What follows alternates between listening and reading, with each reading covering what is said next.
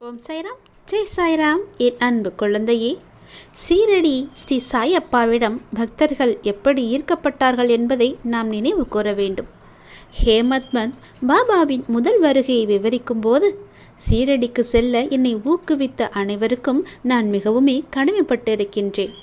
நான் அவர்களை எனது விசுவாசமான நண்பர்களாக கருதுகின்றேன். அவர்களுக்கு நான் முழுமையாகவே கடமைப்பட்டிருக்கிறேன். என் இதயத்தில் நான் அவர்களுக்கு முன்னால் வணங்குகிறேன். மேலும் சுவையான உணவை மற்றவருடன் பகிர்ந்து கொள்ளாமல் நம்மால் மட்டும் ருசிக்க முடியுமா? மற்றவருடன் பகிர்ந்து கொள்வதில் நமக்கு மகிழ்ச்சி கிடைக்கும் அல்லவா? எனவே நாம் சாய் அப்பாவின் கதைகளை மற்றவர்களிடையே பரப்புகிறேன். அது எனக்கு மிகுந்த மகிழ்ச்சியை அளிக்கிறது என்று அவர் மேலும் கூறிக்கொண்டே இருந்தார். எனவே சாயப்பாவின் காதல் நிறைந்த அற்புத கதைகளின் அமிர்தத்தை நாம் யாரை கண்டாலும் அவர்களுக்கு பரப்ப வேண்டும்.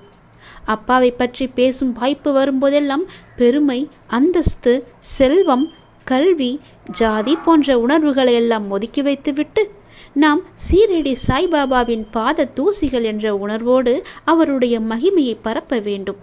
இத்தகைய பழக்கம் சாயப்பாவின் புகழை தனது பிரபலமான பாடல்கள், கதை கூறுவதன் மூலம் பரப்பியதற்காக தாஸ்கனுவிற்கு கிடைத்த நல்ல பெயரின் ஒரு பகுதியை பகிர்ந்து கொள்ள செய்யலாம்.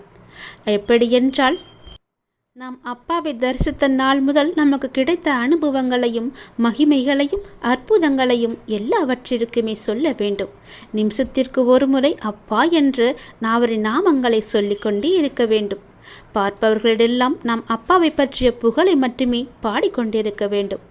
நீ பார்க்கும் பார்வையில்தான் அப்பாவினுடைய சக்தி இருக்கிறது. அவரை நீ கல்லாக பார்த்தால் ஒரு கல்லாக தெரிவார். அவரை நீ முழுமையாக மனிதனாக பார்த்தால் அவர் உனக்கு சரிசமமான மனிதனாக தெரிவார். நீ அவரை குருவாக பார்த்தால் உனக்கு ஒரு நல்ல குரு.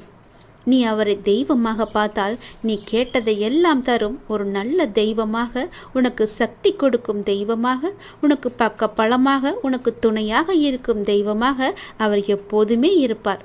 உனக்கு ஆசிகள் வழங்கும் தெய்வமாகவே அவர் உன் கண்ணுக்கு தெரிவார்.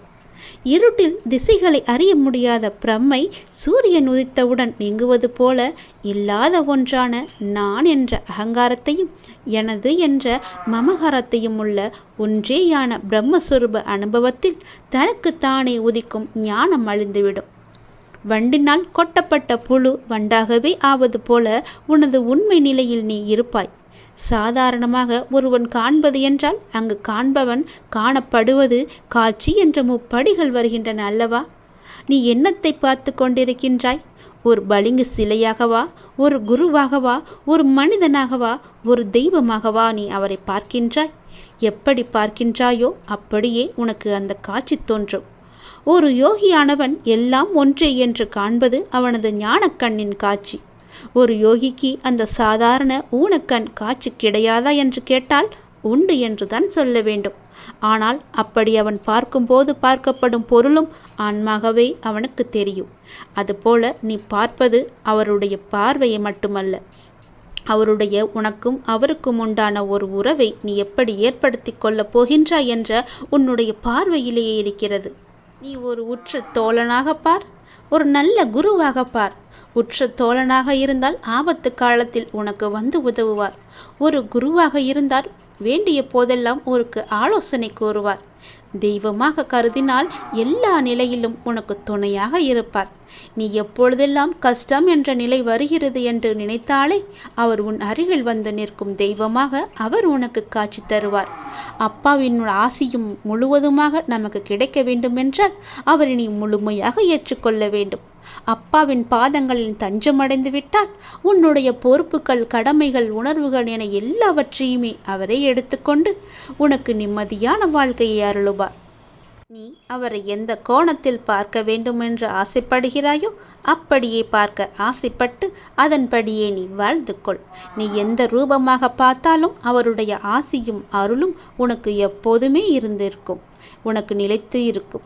அவர் உனக்கு வேண்டியதை எல்லாவற்றையுமே செய்ய உனக்கு எல்லாமாக காட்சி தருவார்.